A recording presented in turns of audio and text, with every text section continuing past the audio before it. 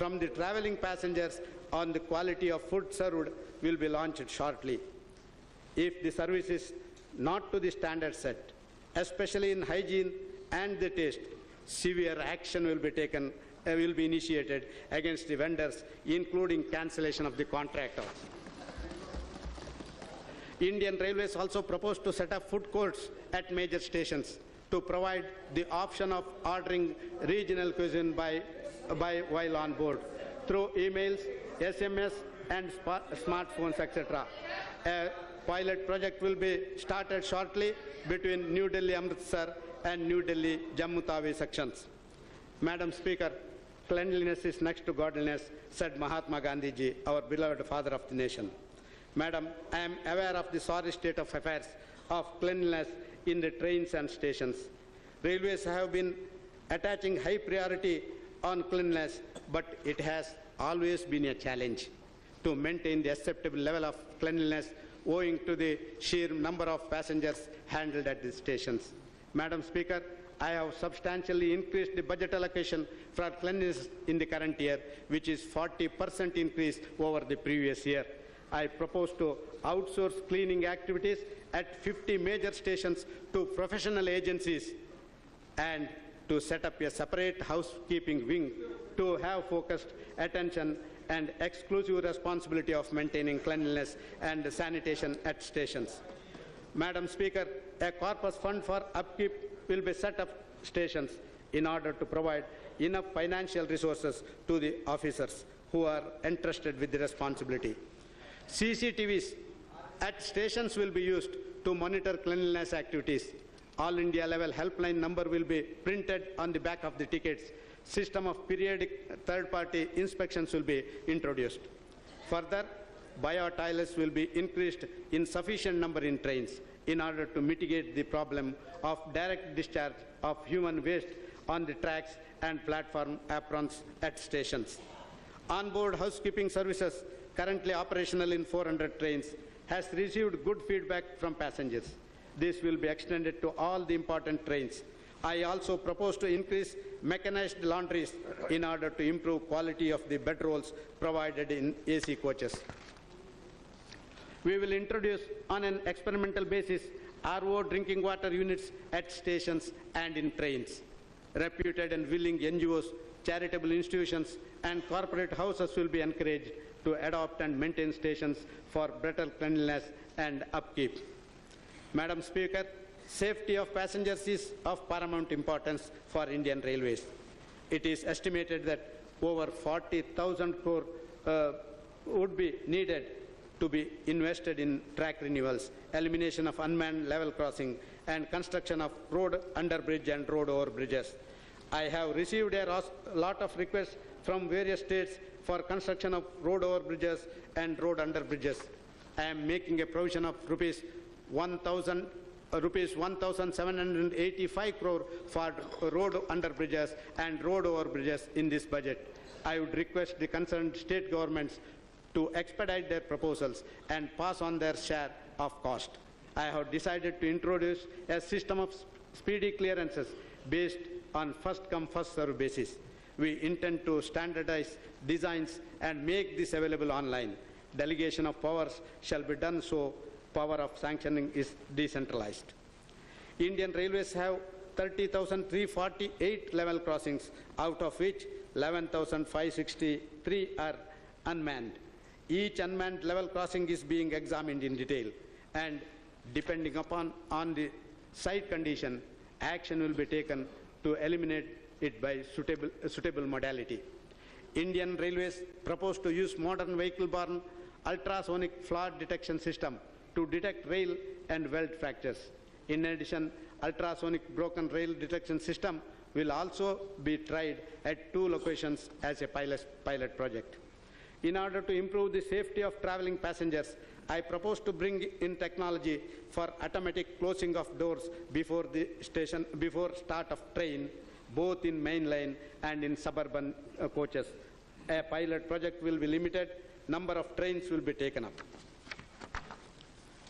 In order to strengthen the security of trains at stations, 17,000 RPF constables have been recruited and shall be shortly available for deployment. We also propose to recruit 4,000 women RPF constables. In order to ensure security of ladies traveling alone, special instructions are being issued for their safety in each class of travel. With the introduction of women RPF constables, coaches meant for ladies will be escorted. RPF escorting teams in trains will be provided mobile phones so that passengers can contact them when in distress. Security helpline will be augmented. We will explore the possibility of building boundary walls around the stations through PPP mode.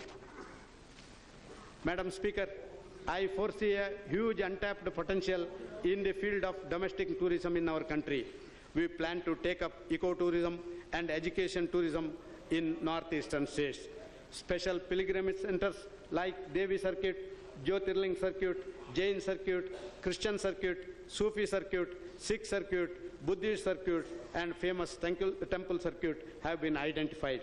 I propose to introduce specially packaged trains for these circuits. Private participation in this area will also be encouraged.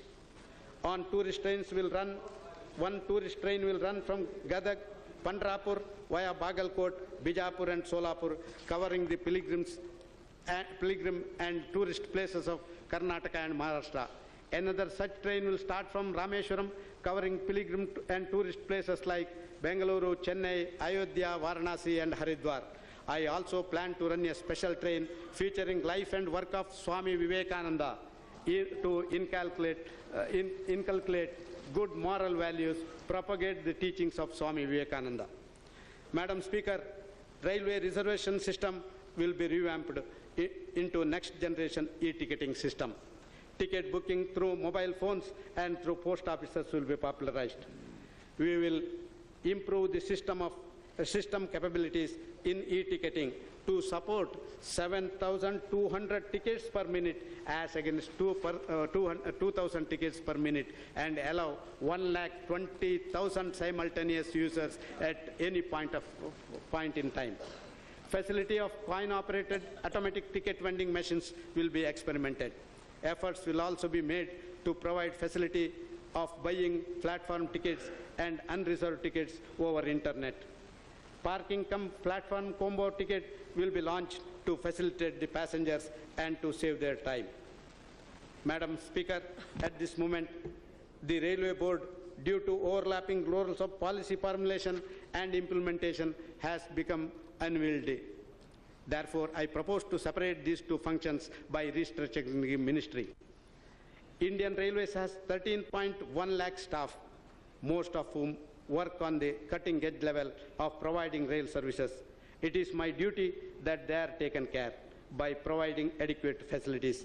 In this direction, I am initiating the following. Presently, an amount of ₹500 per capita is contributed towards staff benefit fund. I propose to increase this amount to ₹800 per capita. I propose to announce a special scheme for the meritorious wards of railway persons for their outstanding performance in academics and sports. The hospital management information system will be used to integrate all health units, divisional hospitals and central hospitals, as also our empaneled hospitals. Examine feasibility of providing air conditioning in loco cabins and provide AC in running rooms. I am contemplating on setting up of a railway university for both technical and non-technical subjects. We will tie up with technical institutions for introducing railway-oriented subject for graduation and skill development. In the meantime, staff at the ground level will be sent for short duration courses of technical and non-technical nature involving locally available technical institutions. The exposure for specialized areas like high-speed, heavy haul operations, etc. will be undertaken for all level of staff and officers at appropriate institutions in India and abroad.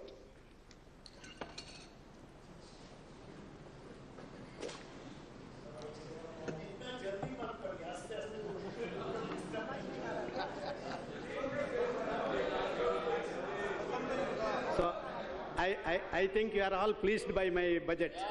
So you are telling that it should be taken some time. it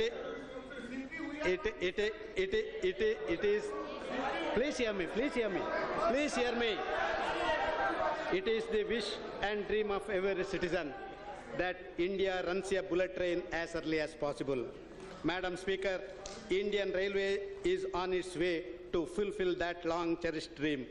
I propose bullet trains by starting off with an early identified Mumbai-Ahmedabad sector where a number of studies have been done. Madam Speaker,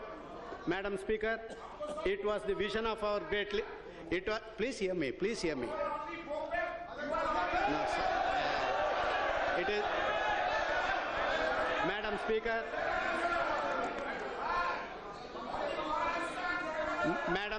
Madam Speaker, it was the vision of our great leader, Shri Atal Bihari Vajpayee ji, that gave India the golden quadrangular road network. Today, under the leadership of Shri Narendra Modi ji, Honorable Prime Minister, we are embarking on an ambitious plan to have a diamond quadrilateral network of high-speed rail connecting major metros, growth centers of the country. A provision of rupees 100 crore has been made in this budget for high-speed project, for taking further steps. Madam Speaker, while budget trains would require completely new infrastructure, high speed for existing trains will be achieved by upgrading the present network. Hence, an effort will be made to increase the speed of trains to 160 to 200 km per hour in select sectors so as to significantly reduce travel time between major cities. The identified sectors are Delhi-Agra, Delhi-Chandigarh, Delhi-Kanpur, Nagpur-Bilaspur, Mysore-Bangalore, Chennai, Goa-Mumbai, Mumbai-Ahmedabad, Chennai-Hyderabad, and Nagpur-Secunderabad. Madam Speaker,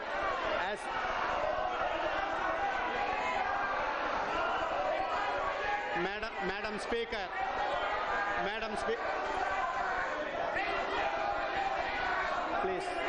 please hear me, please hear me. You didn't do it. Why you are fighting at us? Madam Speaker, as you know, the IT revolution has permeated in all spheres of human life. It has not only made life comfortable, but also made the service delivery efficient, and the onus now is on us to make governance transparent and accountable using IT solutions. Yes. Though Indian Railways has taken up computerization in a large way, all the efforts have not been synergized. Hence, the desired results are not achieved.